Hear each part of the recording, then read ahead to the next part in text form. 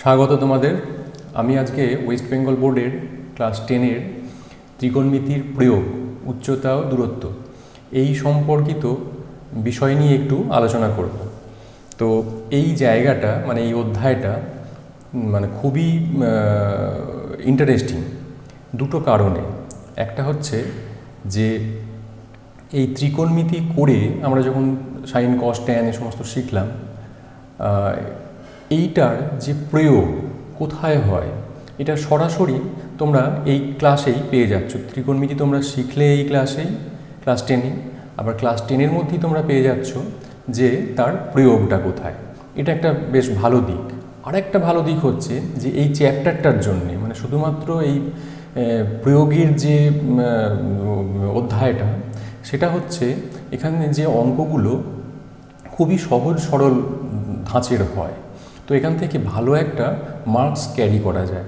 এই দুটো কারণে আমার মনে হয় যে এই জায়গাটা খুব ইম্পর্টেন্ট এবং সকলের করা উচিত, সকলের মতো করার মতো একটা চ্যাপ্টার এটা। তো চলো দেখি কি আছে উচ্চতা দূরত্ব সম্পর্কে। আমি একটু ধারণাটা দেবার চেষ্টা করি।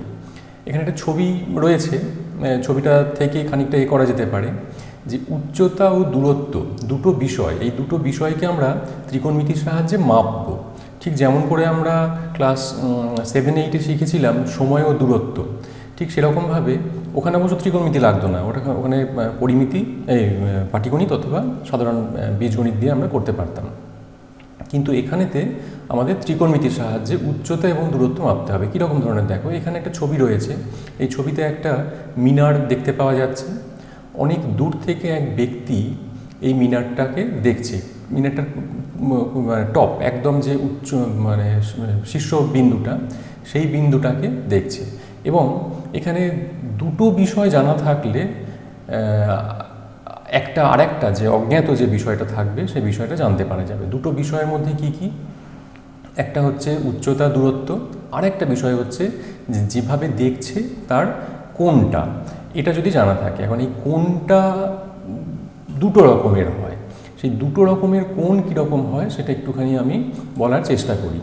যেমন ধরো, কোণ দুটোকে বলা হয়েছে উন্নতি আর অবনতি। একটা কোণকে বলা হচ্ছে উন্নতি কোণ, আর একটা কোণকে বলা হচ্ছে অবনতি কোণ।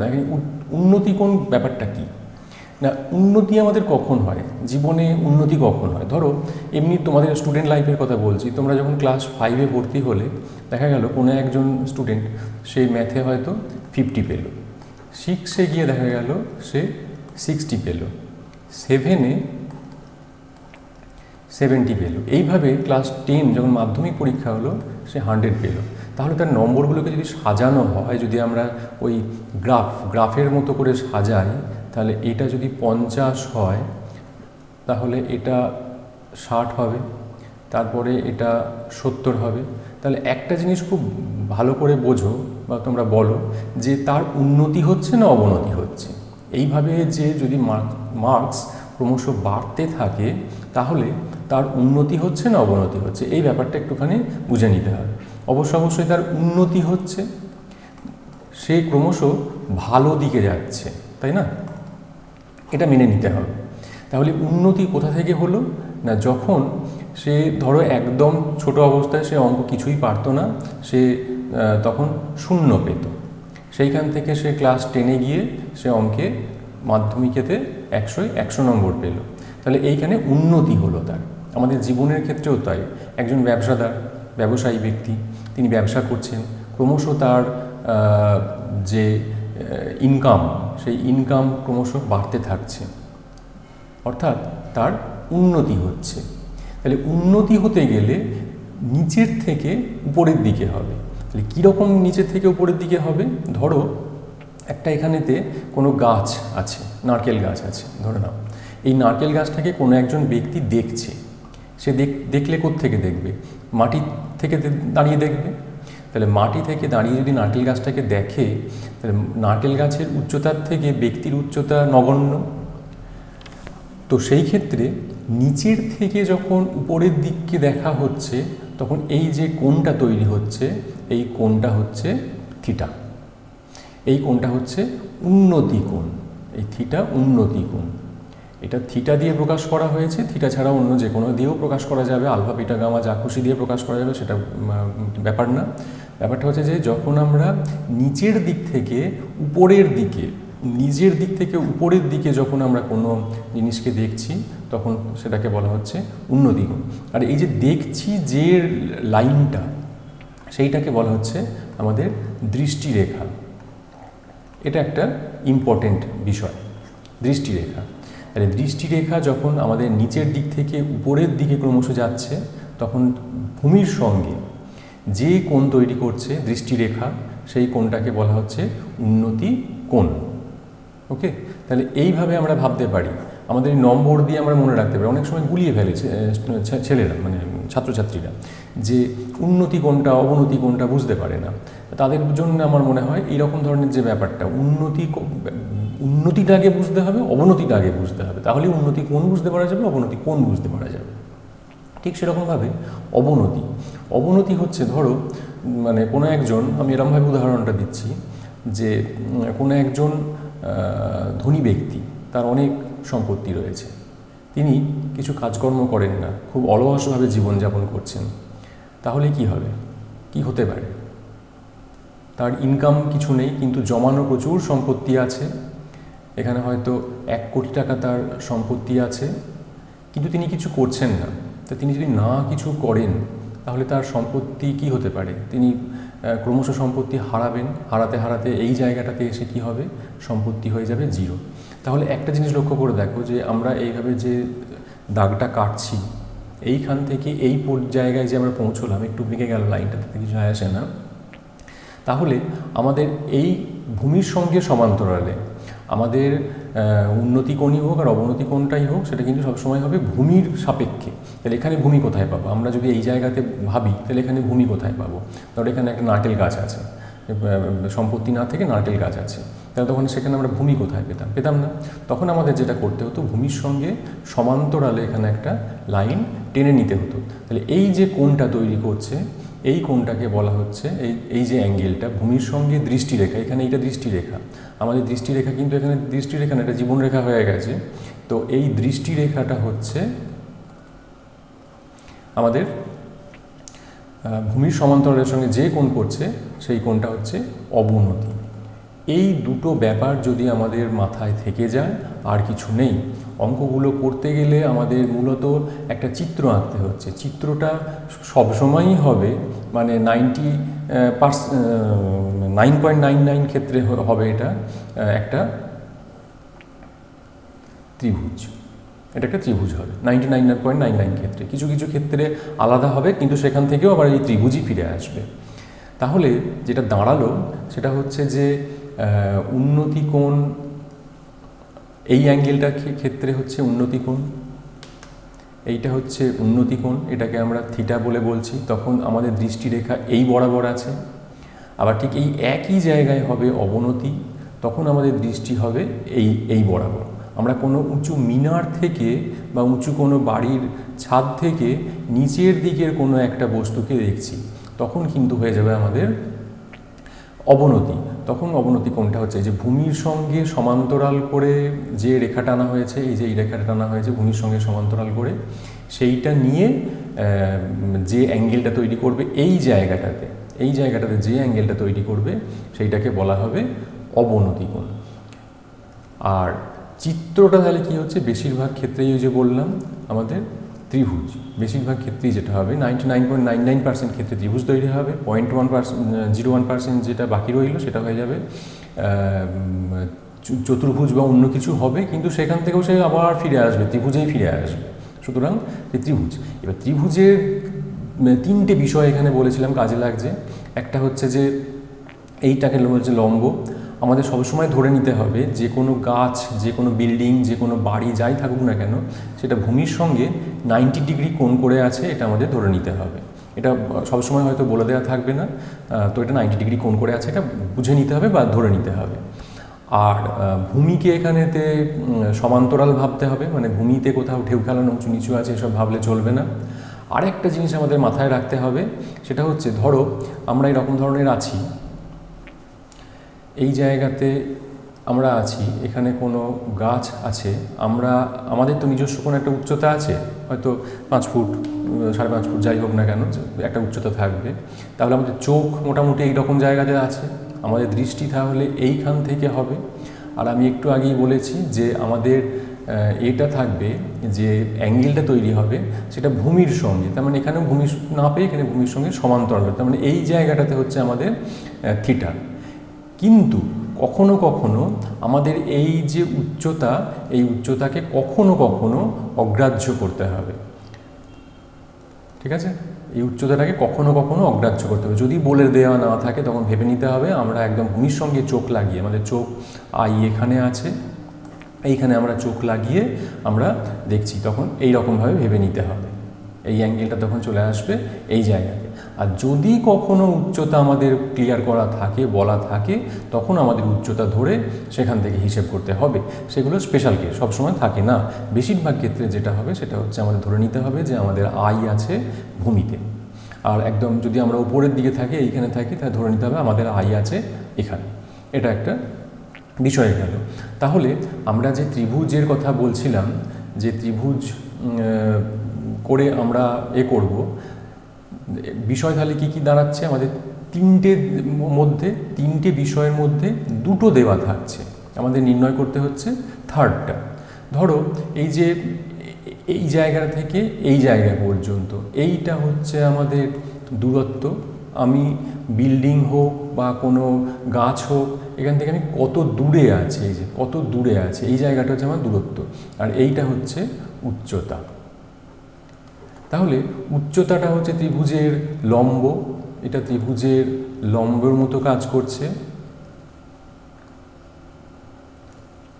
এটা ভূমির মতোই কাজ করছে।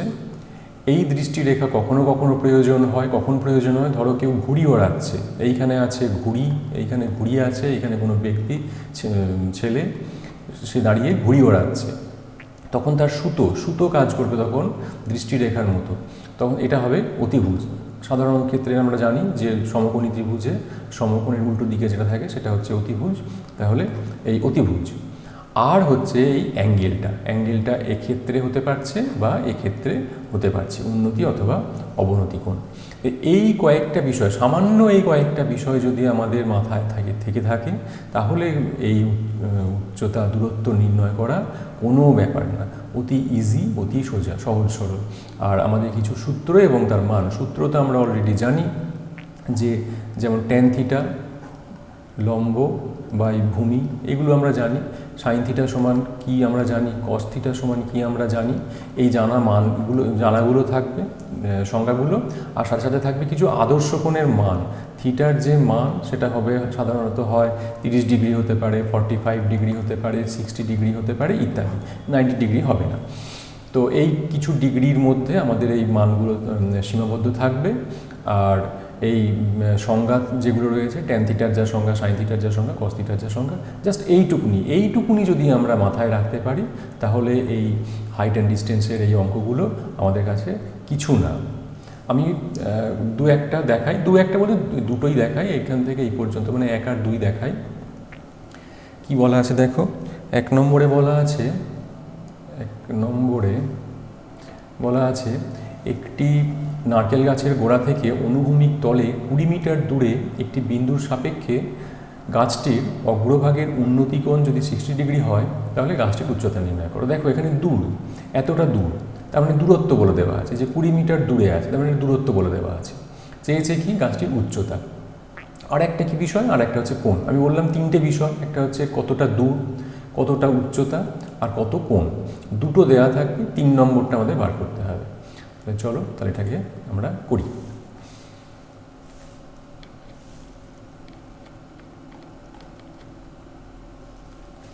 এটা হচ্ছে 1 নম্বর। তাহলে একটা ছবি কেমন নিতে হবে আমাদের, একবার দেখে নিই যে কি আছে না, 20 মিটার আর 60 ডিগ্রি। তাহলে আমরা যদি একটা ছবি আঁকি এরকম ধরনের,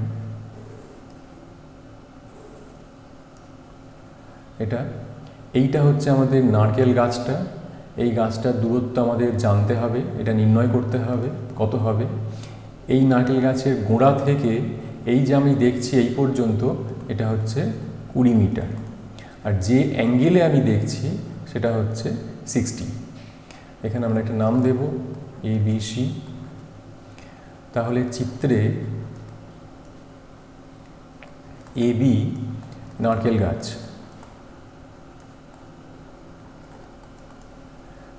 B নারকেল গাছের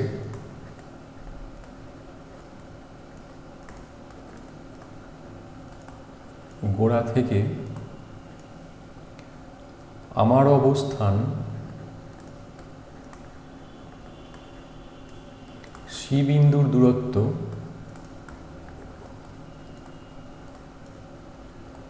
BC সমান 20 মিটার।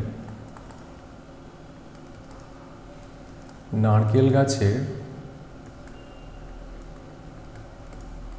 অগ্রভাগ ব্র্যাকেটে A বিন্দু এর দূরত্ব উন্নতিকোণ, দূরত্ব নয়, এর উন্নতিকোণ 60 ডিগ্রি। তাহলে ছবি থেকে আমরা বুঝতে পারছি কি সম্পর্ক, আমাদের লম্ব বলে দেওয়া আছে, ভূমি বলে দেওয়া আছে, আর কোণ বলে দেওয়া আছে, মানে ট্যান সম্পর্ক। এই অঙ্কটা তাহলে ট্যান দিয়ে করতে হবে। তাহলে চিত্রানুযায়ী ট্যান ACB সমান হবে, আর আমরা জানি যে কোণের উল্টো দিকে ট্যান, যে কোণের সাপেক্ষে আমরা হিসেব করছি তার উল্টো দিকে যে বাহুটা থাকবে সেটা হবে লম্ব। তাহলে AB হচ্ছে লম্ব আর BC হচ্ছে উচ্চতা, বা ট্যান 60 ডিগ্রি ইকুয়াল টু ABর মান আমরা জানি না, H ধরে নিতে পারি, ধরি AB equal to H metre, আর BC হলো 20। এবার ট্যান 60 মানটা আমাদের জানতে হবে, √3 ইকুয়াল টু H/20, বা H ইকুয়াল টু 20√3 মিটার। এখানে একক লেখার দরকার নেই। আচ্ছা, কখনো কখনো এই √3 মানটা বলে দেওয়া থাকবে 1.723, এটা বলে দেওয়া থাকবে। যদি বলে দেওয়া থাকে তাহলে এখানে মান বসিয়ে গুণ করে দিতে হবে, আর যদি বলে দেওয়া না থাকে তাহলে এই অবস্থাতে রাখলেই চলবে। তাহলে এখানে আমরা উত্তর লিখতে পারি, নারকেল গাছটির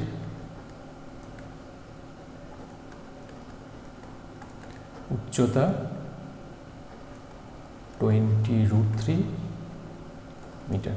এইটুকুনি, জাস্ট এইটুকুনি আমাদের কাজ, আর কিচ্ছু না। আচ্ছা, এবারে আমরা আসবো 2 নম্বরে বলা আছে সূর্যের উন্নতিকোণ। সূর্যের অবনতিকোণ সম্ভব নয়, সূর্যের সবসময় উন্নতিকোণই হবে, কারণ সূর্যের অবনতিকোণ হতে গেলে সূর্য থেকে উঁচুতে উঠে সূর্যকে দেখতে হবে, যেটা সম্ভব নয়। সূর্যের উন্নতিকোণ 30 ডিগ্রি, একটি স্তম্ভের ছায়ার দৈর্ঘ্য 9 মিটার, তাহলে স্তম্ভটির উচ্চতা নির্ণয় করি। একই ধরনের অঙ্ক, ছবিটা একই কিন্তু ব্যাপারটা আলাদা। 2 নম্বর, সেই আমাদের সূর্য এইখানে আছে, এইখানেতে আমাদের সূর্য আছে, আমরা ধরে নিলাম A বিন্দুতে সূর্য আছে, আর এইটা হচ্ছে খুঁটি, ABটা হচ্ছে খুঁটি, আর BC হচ্ছে ছায়া, এইটা হচ্ছে ছায়া। তাহলে চিত্রে AB